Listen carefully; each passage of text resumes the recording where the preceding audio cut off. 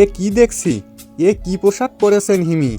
জামার উপরে পানি পড়ে গিয়েছে নাকি ফ্যাশনের নামে পাগলামি? একজন অভিনেত্রীর পোশাক যদি আলোচনায় আসে তাহলে বুঝতে হবে কিছু তো একটা গোলমাল আছে। সামাজিক মাধ্যমে ভাইরাল হওয়া এই ছবিগুলো দেখে অনেকেই বলছেন এটা নাকি নতুন স্টাইল। কিন্তু প্রশ্ন হচ্ছে, এই স্টাইল কাদের জন্য?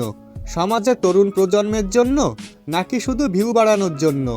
যেখানে একদিকে হিজাব পরা হিমি আর একদিকে এমন উল্টো ধারার পোশাক, তাহলে কি এটা দুই হিমি নাকি দুই রকম ভাবমূর্তি?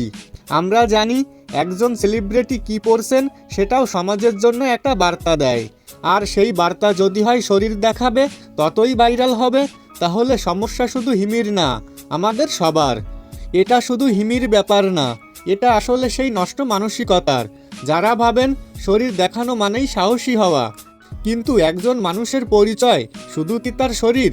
সবশেষে একটা কথাই বলবো, নতুন ফ্যাশন হোক সমস্যা নেই, কিন্তু দয়া করে এমন কিছু করবেন না যেটা দেখে বাচ্চারা বিভ্রান্ত হয় আর বড়রা মুখ ফিরিয়ে নিতে বাধ্য হয়। তো বন্ধুরা, এই বিষয়ে আপনার কি মতামত? হিমির এই পোশাক নিয়ে আপনি কি ভাবছেন সেটা অবশ্যই কমেন্টে লিখে জানাতে ভুলবেন না। দেখা হবে অন্য কোনো ভিডিওতে।